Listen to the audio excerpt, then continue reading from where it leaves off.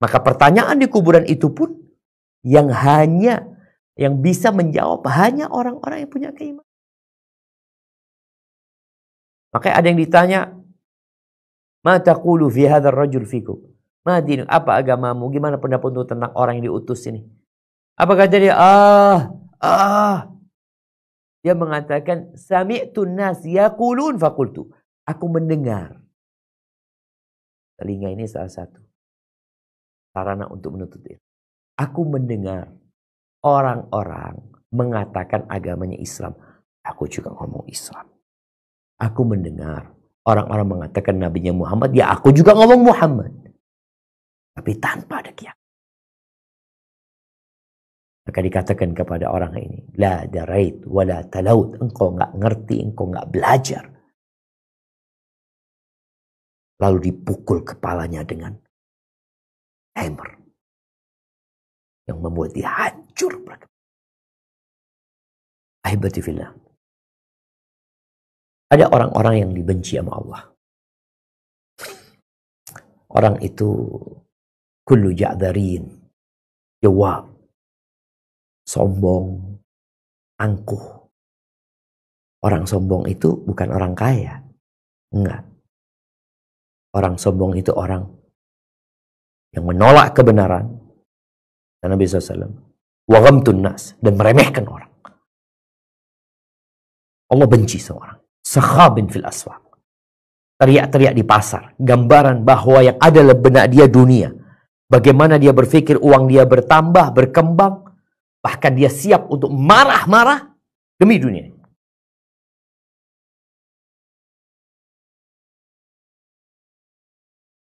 Jifatun billah. Kalau di malam hari bangkai. Tidur. Nggak ada bangun malam. Nggak ada sholat malam. Himarun bin nahar. Keledai. Keledai di siang hari. Bayangin kerja dia. Kalau dia orang ini Masya Allah. Ini orang ini adalah teladan. Nggak pernah telat. Orang yang berdedikasi Masya Allah. Orang yang pantut dicontoh. Himar bin nahar. Keledai di siang hari. Pantas dicontoh keledai itu. Karena dia kerja keras. Malam hari. Bangkai. Dan Nabi SAW. Alimi. Jahil. Ngerti. Berilmu tentang dunia. Urusan dunia jangan ditanya. Dia spesialis untuk urusan dunia. Akhirat jahil. Gak ngerti tentang akhirat. Ahibati fillah. Allah mengatakan, yarfa'illahu alladhina amanu minkum walladhina utul ilma darajat.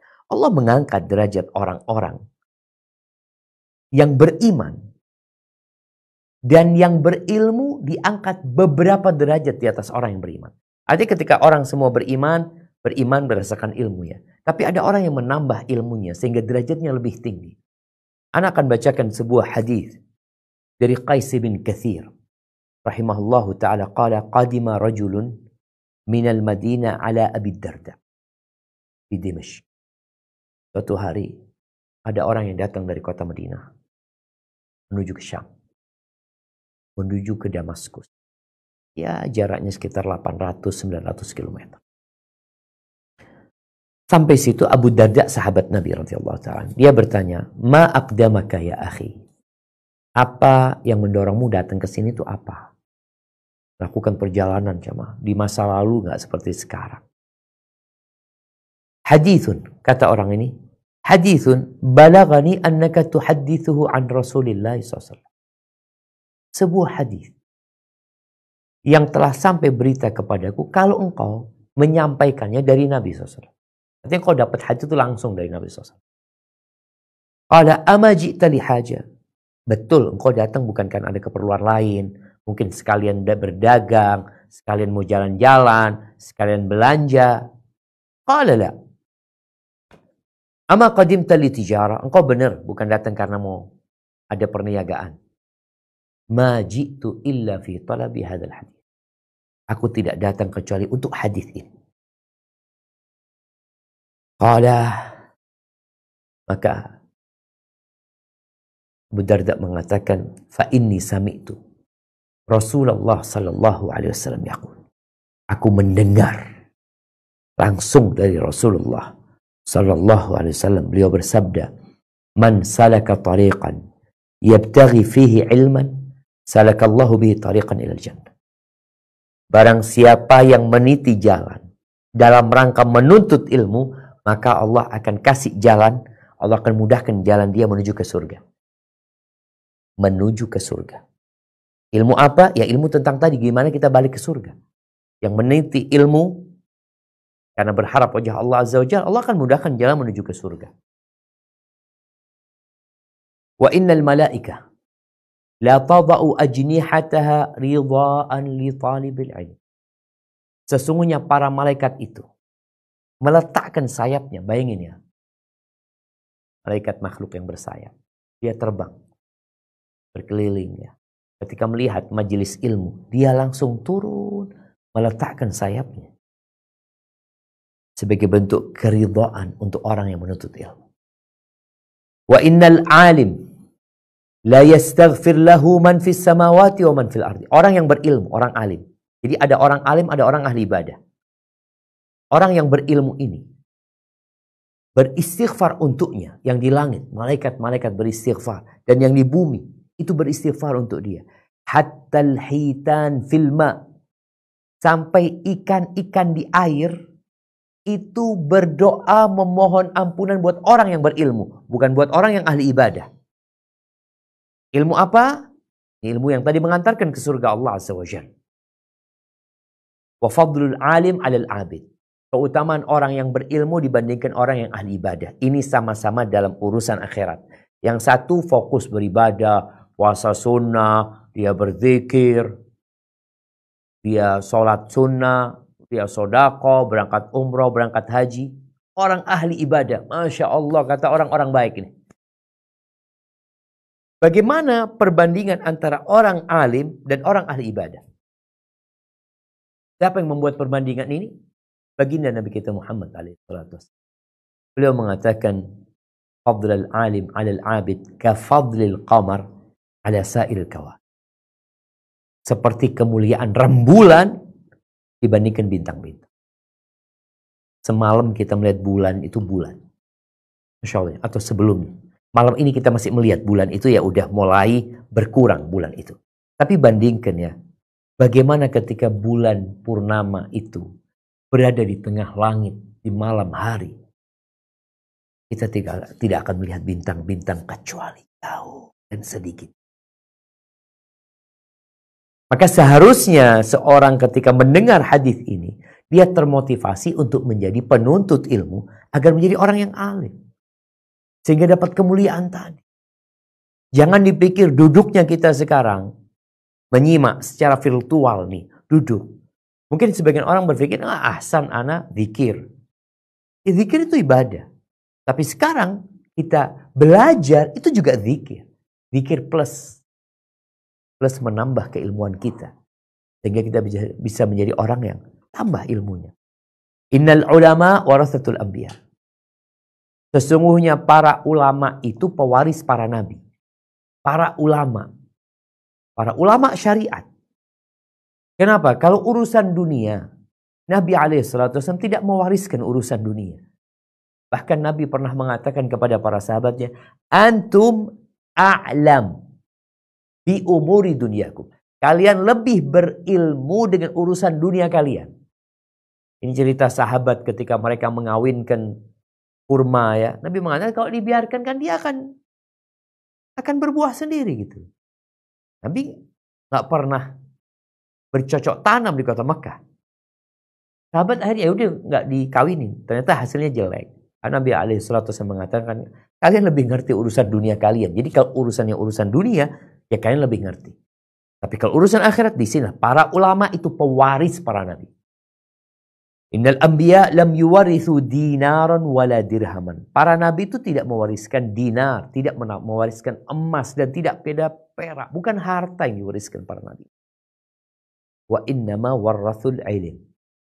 Yang diwariskan para nabi itu ilmu. Bukan harta. Faman akhadha bihi akhadha bihadzin wafir. Akhrajahu Tirmidzi. Barang siapa yang mendapatkan ilmu, maka dia dapat keberuntungan yang.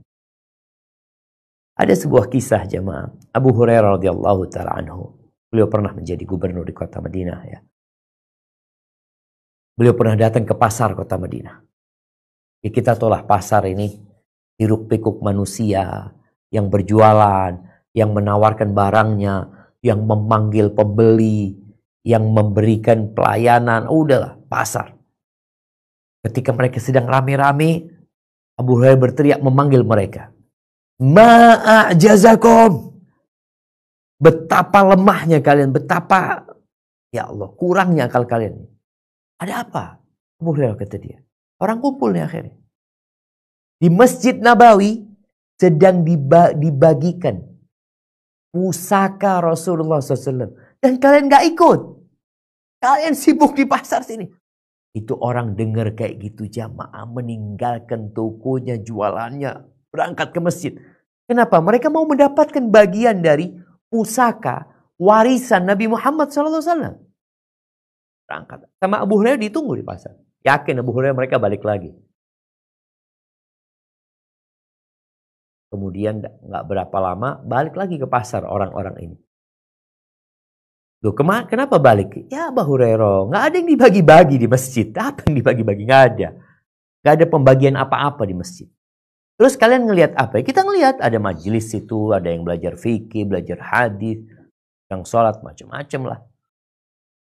Kata Abu Hurairah, "Dzaka mirathun Nabi." Itu loh warisannya Nabi. Ahibati fillah, kita dapat berapa banyak dari warisan Nabi SAW? Sebagian kita, ya nggak ada ketertarikan untuk menghafal Al-Quranul Karim. Oh kan nggak harus Ustaz. Ya nggak harus.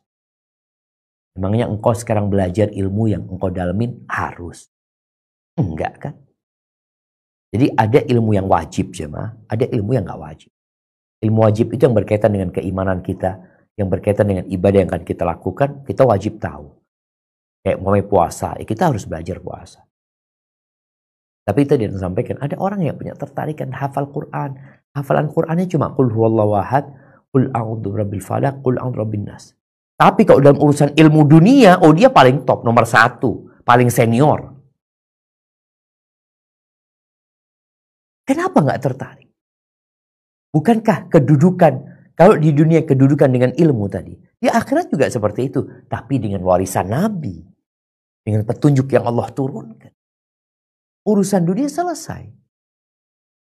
Tapi urusan akhirat ini, yang kita nggak akan ditanya engkau nanti umpamanya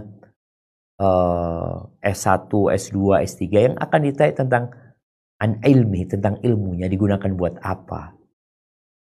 Kalau bicara ilmu dunia, oke lah, ada ilmu dunia yang bermanfaat, tafadhol. Tapi bicara ilmu akhirat jemaah, yang akan menyelamatkan kita nanti. Cuma, ya, kalau nasihat ana sih, usahakanlah setiap orang itu menghafal surat sesuai dengan umurnya. Menambah ilmunya itulah udah. Bertambah ilmu. Setiap tahun 1 surat. Kalau dia umur 37 tahun, insya Allah dia hafal juz ammah. 37 surat. Kemudian nanti lanjutkan ke juz tabarok. Lanjutkan yang surat-surat yang pendek. Yang insya Allah dalam masa 1 tahun cukup ya untuk menghafalkan. Kalau punya keinginan.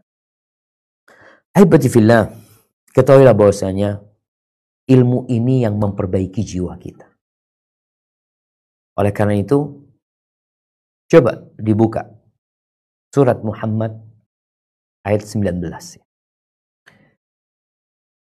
Di mana orang yang berilmu, jiwanya akan jadi lebih tunduk. Kenapa? Karena dia tahu gitu.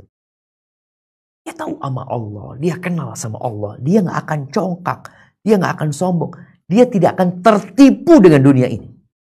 Berapa banyak orang yang tertipu dengan dunia? Dia keluar rumahnya, semangat bekerja, nggak pernah telat dia bekerja. Tapi ketika azan dikumandangkan, nggak ada ketertarikan untuk berada di saf pertama, nggak ada. Bahkan ada yang tidak ingin menjawab. Kenapa? Karena dia nggak paham, nggak punya ilmunya gitu.